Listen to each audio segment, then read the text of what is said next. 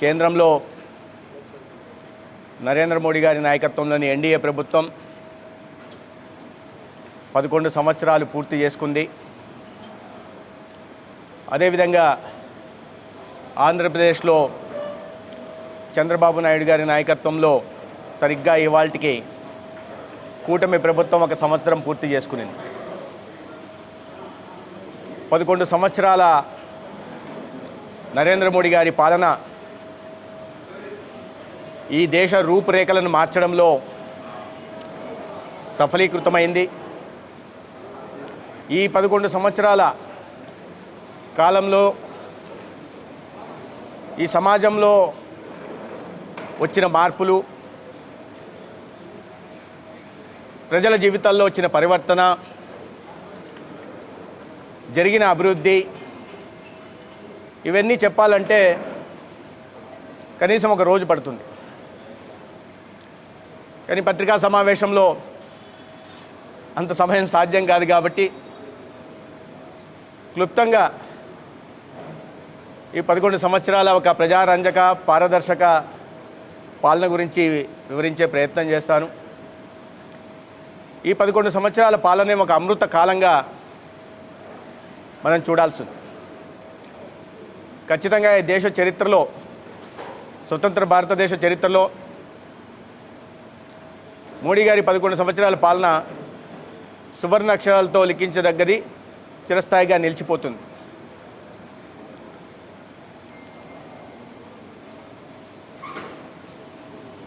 ఈ అభివృద్ధి, ఈ 11 సంవత్సరాలు, దీన్ని క్లుప్తంగా చెప్పాలంటే అభివృద్ధి, పరివర్తన, మార్పు, ఒక నమ్మకం. ఎక్కడ చూసినా ఇవాళ దేశంలో అభివృద్ధి ఆనవాళ్ళు కనిపిస్తున్నాయి.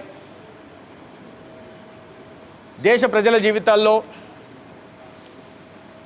మరీ ముఖ్యంగా పేదల జీవితాల్లో పరివర్తన, మార్పు వచ్చింది. సబ్కా సాత్, సబ్కా వికాస్, సబ్కా విశ్వాస్, సబ్కా ప్రయాస్ పేరుతో నరేంద్ర మోడీ గారు దాన్నే ఒక మంత్రంగా చేసుకుని సాగించిన పరిపాలన ఇవాళ ప్రజల్లో ఒక నమ్మకాన్ని పెంచింది. ఇటువంటి నాయకత్వం ఈ దేశానికి అవసరము.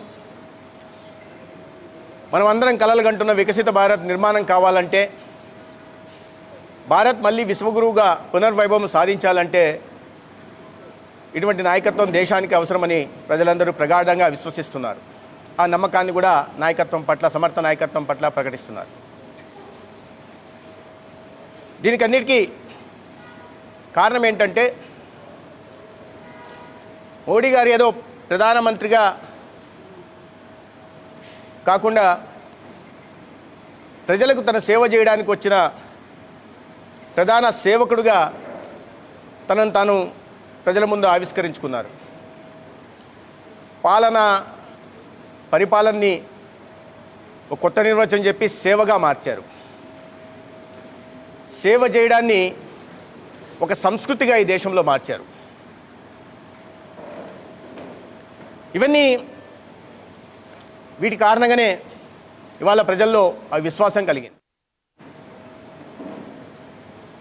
ముఖ్యంగా సమాజాన్ని కులం, మతం, ప్రాంతం ఆధారంగా సమాజం విడిపోతే వాటిని సరిచేస్తూ అంత్యోదయని ఒక నిజమైన నిర్వచనం చెప్తూ, ఈ దేశంలో 4 కులాలు మాత్రమే ఉన్నాయి. అవి పేదలు, రైతులు, మహిళలు, యువకులు. వీరి జీవితాల్లో వెలుగులు నిండితే దేశం తనంతకు తానే అభివృద్ధిలో పరుగులు పెడుతుందని వారు విశ్వసించారు. దాన్ని చేసి చూపిస్తున్నారు. సమాజంలో అట్టడుగున ఉన్న వారికి ఈ అభివృద్ధి, సంక్షేమ పథకాల ఫలాలు అందాలనే ఉద్దేశంతో వారు చేపట్టిన అనేక పథకాలు ఇవాళ ప్రజల జీవితంలో మార్పులు వచ్చాయి. తద్వారా ఈ 11 సంవత్సరాల్లో పేదరిక దేశంగా, ఎప్పటికీ అభివృద్ధి చెందుతున్న దేశంగానే మిగిలిపోయిన భారత్లో 27 కోట్ల మంది ప్రజలు పేదరికం నుంచి బయటకు వచ్చారని ఈ అంతర్జాతీయ సంస్థలన్నీ చెప్తూ ఉన్నాయి. 4 కోట్లకు పైగా పేదల కోసం ఇళ్ల నిర్మాణం చేపట్టిన,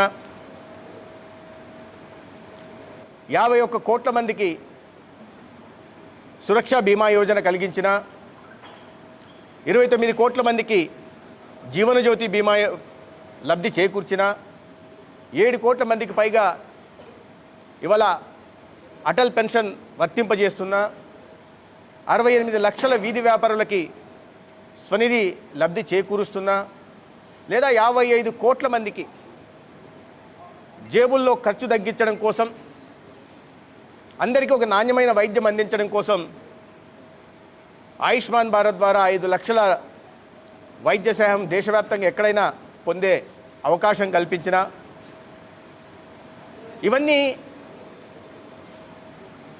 పేదరిక అదే ఉజ్వల పథకాన్ని తీసుకొచ్చిన, ఇవన్నీ పేదరికం నుంచి ప్రజల్ని బయటికి తీసుకురావడం కోసం చేసినవి.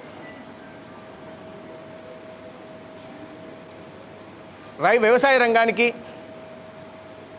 ఇవాళ పెద్ద ఎత్తున ఎక్కడో 28,000 కోట్లు మాత్రమే పెట్టుబడి బడ్జెట్ ఉంటే దాన్ని ఇవాళ పెంచుతూ 5 రెట్లు పెంచి 1,38,000 ఈ ఆర్థిక సంవత్సరంలో 1,38,000 బడ్జెట్గా మార్చారు. దాదాపు 90% సబ్సిడీ ఇస్తూ యూరియా ఫాస్ఫేట్ని రైతులకు అందజేస్తున్నారు. అగ్రికల్చర్ ఇన్ఫ్రాస్ట్రక్చర్ ఫండ్ తీసుకొచ్చి వ్యవసాయ రంగంలో మౌలిక సదుపాయాల కల్పన కోసం 1,00,000 కోట్ల కేటాయింపు చేయడం జరుగుతుంది. 32 కోట్ల సాయిల్ హెల్త్ కార్డులు ఇచ్చిన, 7 కోట్ల రైతులకి కిసాన్ హెల్త్ కార్డులు ఇచ్చిన, లేదా 11 కోట్ల మందికి PM కిసాన్ నిధి ద్వారా పంట పెట్టుబడి సాయం ఇస్తున్నా, లేదా సమగ్ర పంటల బీమా పథకం తీసుకొచ్చి 1,76,000 కోట్లు ఇప్పటిదాకా క్లెయిమ్స్ కింద రైతులకు చెల్లించిన, లేదా సబ్మిషన్ ఫర్ అగ్రికల్చర్ మెకనైజేషన్ కింద 50% సబ్సిడీతో యంత్ర పరికరాల వ్యవసాయ పనిముట్లు రైతులకు అందజేసిన, ఇతరత్ర అనేక సబ్సిడీలలో రైతులకు సహాయం చేస్తున్న, వ్యవసాయ రంగానికి ఊతమిచ్చి ఉత్పత్తులు పెంచాలనే ఉద్దేశంగా ఉత్పత్తి పెంచాలా, ఎగుమతులు పెంచాలనే లక్ష్యంగా వ్యవసాయ రంగాన్ని ఒక సమూలమైన మార్పు తీసుకొచ్చే ప్రయత్నం చేశారు. తద్వారా ఇవాళ రైతాంగం బాగుపడింది,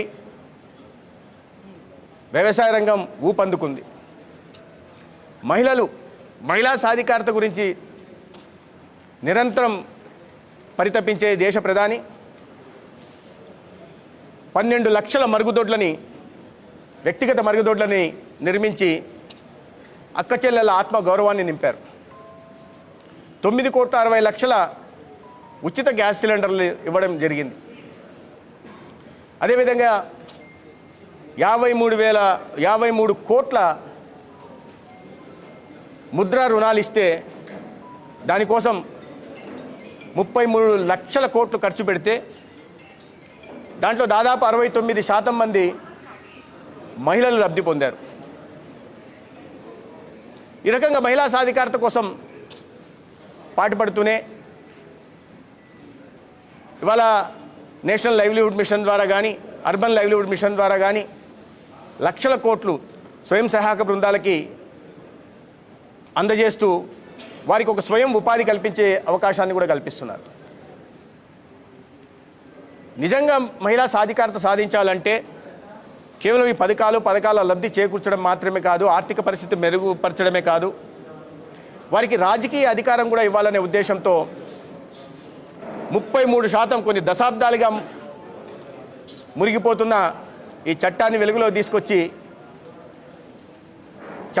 బిల్లును వెలుగులో తీసుకొచ్చి చట్టం చేసి వాళ్ళ చట్టసభల్లో మహిళలకు 33% రిజర్వేషన్ కూడా తీసుకురావడం జరిగింది. ఇక యువకులకైతే అనేక రకాలైన కార్యక్రమం అవుట్ ఆఫ్ బాక్స్ ఐడియాస్తో వాళ్ళ తీసుకొచ్చిన కార్యక్రమాల కారణంగా ఈ దేశంలో ఉంటున్న 80 కోట్ల మంది యువతకి ఉద్యోగ ఉపాధి అవకాశాలు కలుగుతున్నాయి. అది స్టాండప్ ఇండియా కానీ, స్టార్టప్ ఇండియా కానీ, లేదా మేక్ ఇన్ ఇండియా కానీ, లేదా డిజిటల్ ఇండియా కానీ లేదా స్కిల్ ఇండియా లాంటి అనేక రకాల వినూత్నమైన కార్యక్రమాలు తీసుకోవడం వల్ల, లేదా ప్రధానమంత్రి ఎంప్లాయ్మెంట్ జనరేషన్ ప్రోగ్రాం కానీ, లేదా దీన్ దయాళ్ కౌశల్ వికాస్ యోజన కానీ, ఇటువంటి పథకాలు తీసుకొచ్చి అత్యధిక శాతంలో సబ్సిడీలు ఇచ్చి 10 లక్షల నుంచి 2 కోట్ల దాకా ఎటువంటి పూచీకత్తు లేకుండా రుణ సౌకర్యం కలిగించడం, నైపుణ్య శిక్షణ ఇవ్వడం, స్టార్టప్స్ మీద ప్రత్యేక దృష్టి పెట్టడం. ఈ కారణంగా కేవలం 300 ఉన్న స్టార్టప్స్ ఇవాళ 1,70,000కి వెళ్ళే, దాంట్లో 125 ఒక్కొక్క స్టార్టప్ విలువ $1 బిలియన్ అంటే 88,600 కోట్ల వాల్యుయేషన్తో ఇవాళ 125 స్టార్టప్స్ కూడా వచ్చాయి. ఈ పబ్లిక్ పర్ఫార్మెన్స్ లింక్డ్ ఇన్సెంటివ్ ఇవ్వడం కారణంగా కొత్త పరిశ్రమలను ఇవాళ కండక్టర్ ఇండస్ట్రీ తీసుకొస్తున్నాం. మనమే చిప్ డిజైన్ తెచ్చుకోగలుగుతున్నాం ఇవాళ దేశంలో. సోలార్ మీద ప్రత్యేక దృష్టి పెట్టడం, ఫార్మా సెక్టర్ మీద దృష్టి పెట్టడం కారణంగా ఇవాళ 1,69,000 కోట్లు పర్ఫార్మెన్స్ లింక్డ్ ఇన్సెంటివ్ కింద పరిశ్రమలకు ఇస్తే, తద్వారా 5,35,000 ఎగుమతులు పెరిగాయి. దాదాపు 7 లక్షల మందికి ఉద్యోగ అవకాశాలు కూడా ఈ దేశంలో యువతకు కలిగాయి. యువతని ప్రధానంగా చూసుకుంటూ వారి సాధికారత కోసం నరేంద్ర మోడీ గారి ప్రభుత్వం పనిచేస్తూ ఉంది. మధ్యతరగతి కోసం అనేక రకాలైన, అది వందే భారత్ కావచ్చు, లేదా 2.5 లక్ష మాత్రమే ఆదాయ పన్ను పరిమితి ఉంటే దాన్ని కాస్త 12,75,000కి తీసుకెళ్ళడం వల్ల మధ్యతరగతి కుటుంబంలో ఇవాళ వెలుగులు నిండే పరిస్థితి ఉంది. సూర్యఘర్ లాంటి పథకం తీసుకురావడం వల్ల ఇవాళ వినియోగదారుని ఉత్పత్తిదారుగా చేసే ప్రయత్నం కూడా జరుగుతుంది. దానివల్ల రైతాంగం కానీ మధ్యతరగతి కుటుంబీకులు పెద్ద ఎత్తున లాభపడతారు. ముఖ్యంగా అన్నిటికన్నా ప్రజల్లో నమ్మకం కలగడానికి నరేంద్ర మోడీ గారు ప్రధానమంత్రిగా బాధ్యతలు చేపట్టడానికి ముందు ఇదే నెలకొని ఉంటే పాలన పట్ల ఒక నమ్మకాన్ని, నాయకత్వం పట్ల ఒక విశ్వాసాన్ని ప్రజల్లో నరేంద్ర మోడీ గారు నింపగలిగారు. ఒక ఆత్మనిర్భర్ భారత్ వైపు, ఒక నవ భారతం వైపు ఈ దేశాన్ని, ప్రజల్ని భాగస్వాములు చేసుకుంటూ 145 కోట్ల ప్రజల్ని భాగస్వాములు చేసుకుంటూ ఇవాళ ముందుకు తీసుకెళ్లారు. ఏది సాధించలేం, మన వల్ల ఏమి కాదు అన్న స్థాయి నుంచి ఇవాళ ఏదైనా చేయగలం, మోడీ హైతో ముమ్కిన్ హై, మోడీ ఉంటే ఏదైనా సాధ్యమవుతుందనే భావన ఇవాళ దేశ ప్రజల్లో కలిగింది.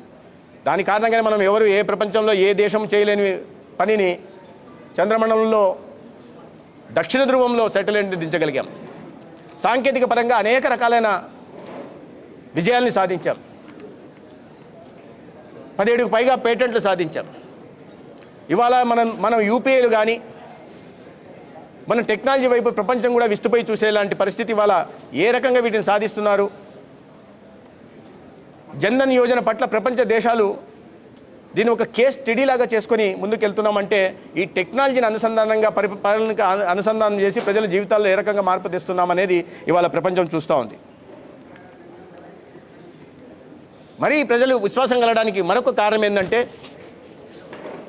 అవినీతి కూపంలో వారి 11 సంవత్సరాల క్రితం కూరుకుపోయి ఉంటే ఈ దేశం కేవలం 10 సంవత్సరాల యూపీఏ పాలనలోనే కోల్ స్కామ్ కానీ, 2G స్పెక్ట్రమ్ స్కామ్ కానీ,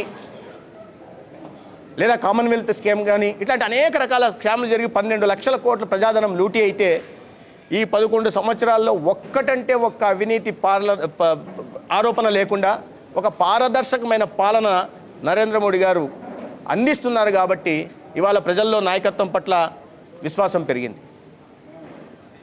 పేదరిక దేశం, అభివృద్ధి చెందుతున్న దేశం దగ్గర నుంచి కేవలం కంట్రీ ఆఫ్ ఇంపోర్ట్స్గా ఉంటే ఇవాళ కంట్రీ ఆఫ్ ఎక్స్పోర్ట్స్గా మనం మార్పు చేసుకోగలిగాం దేశాన్ని. ఇవాళ దిగుమతుల నుంచి ఎగుమతుల దేశంగా $835 బిలియన్ ఇవాళ ఎగుమతులు చేసుకోగలిగాం.